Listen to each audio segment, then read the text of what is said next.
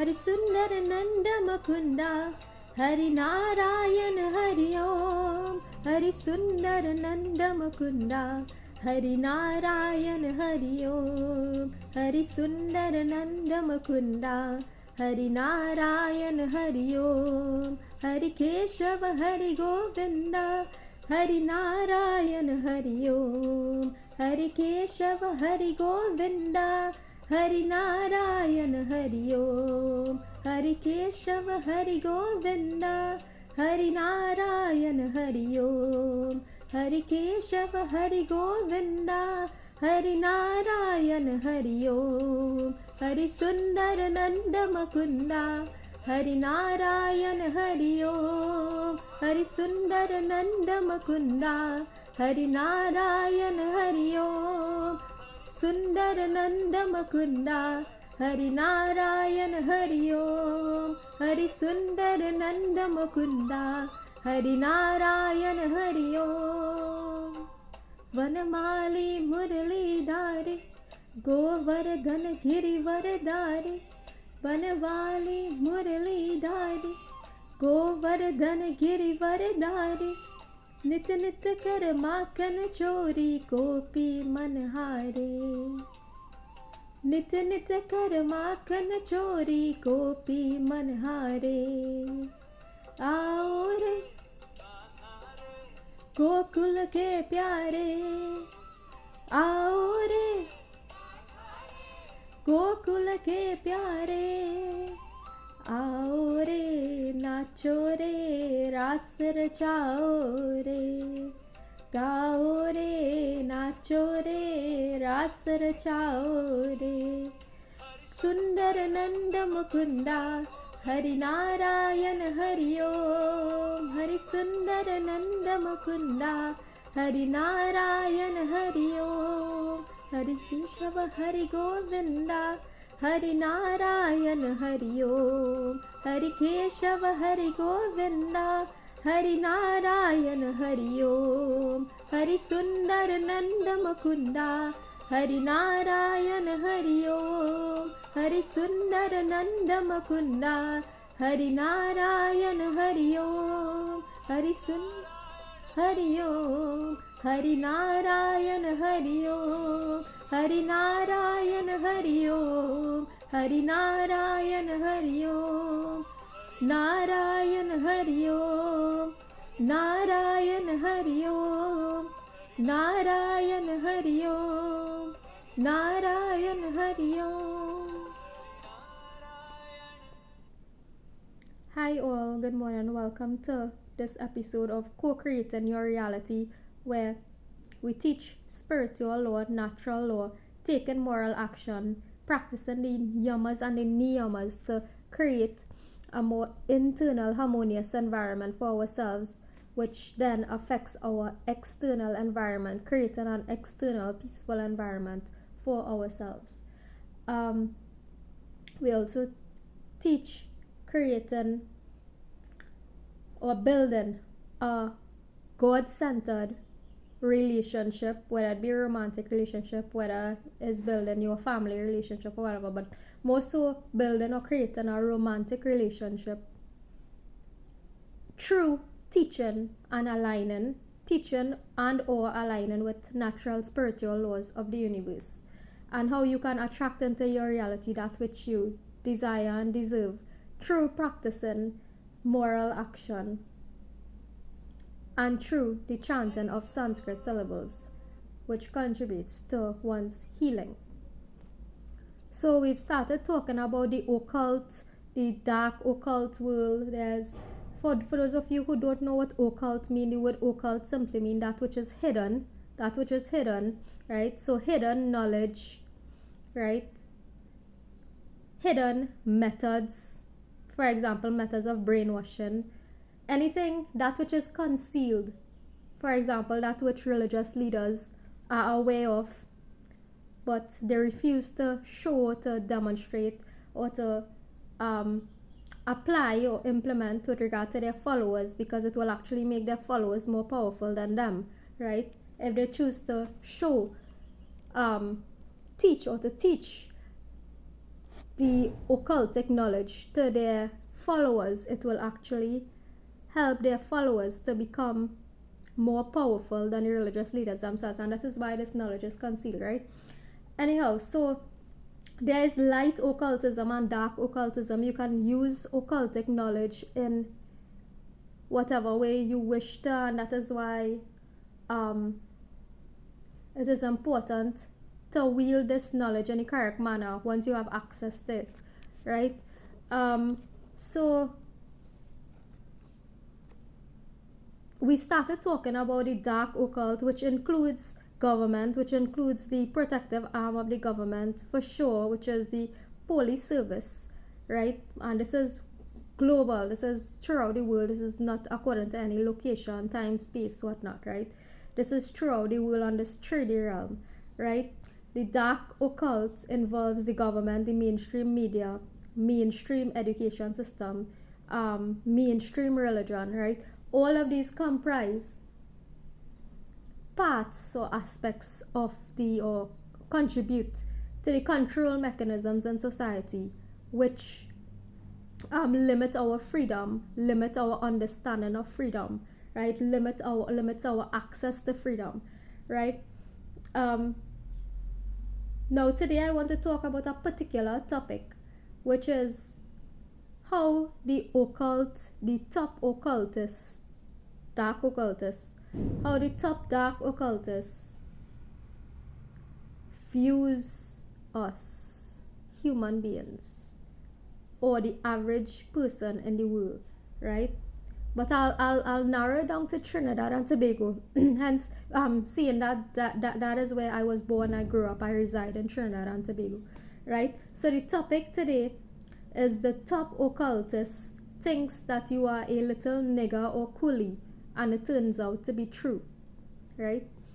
The top occultist thinks that you are a little nigger or coolie, and it turns out to be true, right? So in advance, I apologize for the use of these derogatory, what is considered derogatory terms, but I needed to use these words to bring across the point or to address the topic that I want to address today, right? And let's just pretend for a moment that there is, like, we could go back to the days when people never took offense for every little thing like they do now, right? So the term nigger and coolie, right? These are derogatory terms that has been attached to Indo-Trinidadians and Afro-Trinidadians, stemming, or you haven't evolved from way back from the days of slavery and indentureship and so on, right? It was derogatory terms attached to Indo-Trinese and Afro-Trinese from way back when, during slavery and indentureship, with particular negative stereotypical connotations attached to each word or each group, right? And at the time it was white rulership, and so it was said at the time that this was a tool that the white man would have used to divide the colored races, which was the Indo and Afros at the time, right? It was a divisive tool, right? So they would attach negative stereotypical connotations to each group, right? And use it to pit the two groups against each other, right? To create division, right? Is no different from what we see now in the US with white versus black and this resurgence of this whole race issues and stuff, when we are really supposed to be moving beyond those things. It's just a resurgence of these racial ideas and so on, especially with the injection of the leftist contribution to sociology in universities all over the world and stuff, right? Where there's a resurgence of this sort of splitting society into so many different fragments and causing multiple divisions among society, rather than viewing society through the lens of, hey, there's a group of people who are controlling the world, right? There's government who is controlling everything, and then there's the rest of us who are enslaved, right? So whereas it should just have two groups, right? Now we have the master group, the so-called trash master group, which is the government, and then the peasants fighting and arguing amongst themselves because we chose to split up ourselves into a million different categories, right? Which makes it very difficult to say, well, let's all stand together and withdraw our support from the so-called ruling class, which is the government, right? And allow their power to disintegrate, right? Because now we just affiliate and what, okay, I want to be amongst my ethnicity, I want to be amongst my sexual orientation only, I want to be amongst my gender, because there's this whole gender war between male and female, right? And 1,099 different genders, right? So the division based on race, back to this topic on the nigger and coolie issue, right? This is a division based on ethnicity, which would have stemmed from indentureship slavery times. And it is not a common term that people would openly refer to each other in today's society, but in private spaces and so on, people would tend to use the terms, right? Now, I don't really care, and I don't really take offense so easy. So if somebody call me a coolie, I don't give a shit, right?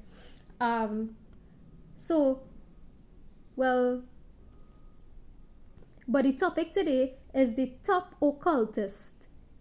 And who is the top occultist? The top occultist. So this is how society is ranked. There are the masses of people.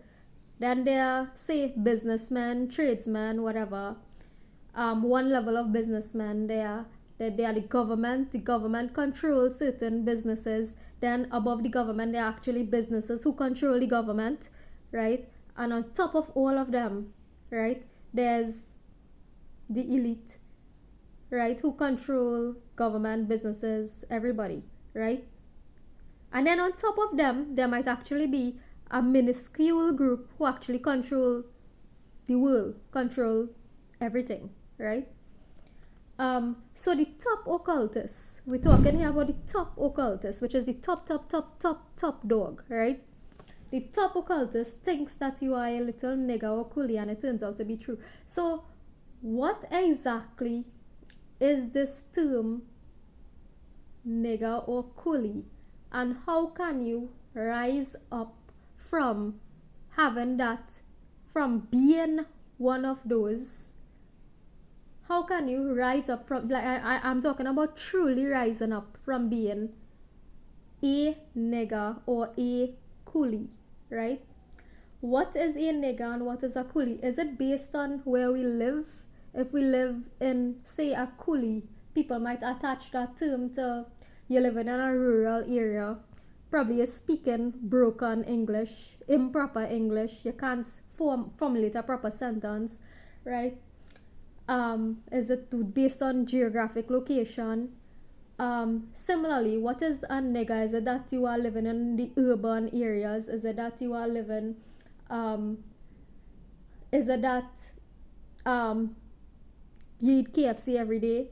Is it that you get on, like, I don't know, very rowdy and boisterous? What is that, right? No, I would like to really speak to what a coolie, a real coolie and a real nigger is. And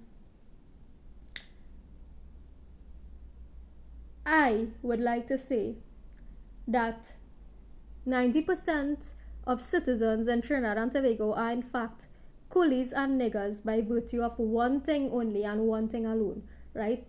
And that is for the fact to the fact that you were sold into slavery and indentureship to come here, and you continue to keep yourself by choice, by free will, in this bondage. You choose to keep yourself in bondage.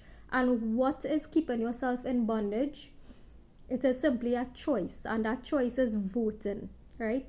That choice is voting, right? So in my eyes, what makes one or keeps one into that status of nigger and coolie, right? And I hate using these words here, but I just have to make this point. What keeps one in that status is the fact that during election times, the so-called coolies would accept a bottle of punch in a white oak rum wrapped up in a yellow political jersey, right, in order to go and vote for the yellow party. And the so-called niggers would receive a $200 wrapped up in a red jersey to go and put their X or give their power away, because a vote is your power, to the red political party, right?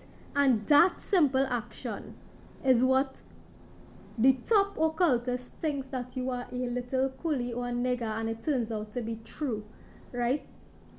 That is what those terms really mean, because you were already sold into slavery or indentureship. And the point of this whole existence is liberation, is freedom. And what exactly is freedom? It is not giving your power away to the wrong people. Not giving your power away to the wrong people, right? Withdrawing your participation, right? So you are selling yourself. You are selling your soul, right? The minute you stop, the minute you stop, or you put an end to election come around, and you say, no, I am not going to give the government, whichever government it is in power, right?